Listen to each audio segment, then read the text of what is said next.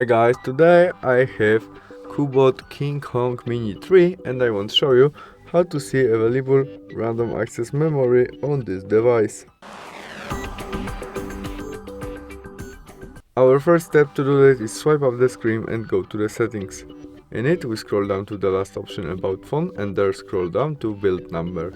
Now we must tap 7 times to enter our developer mode. Now to enter it we must enter our look screen and there we go back and tap on system option where we have our developer options. We tap there and now memory, and there we can read about information about our available random access memory that now we used 2.6 GB from total 6.1 GB, and we have free available random access memory 3.5 GB. Thanks for watching, see you soon, bye.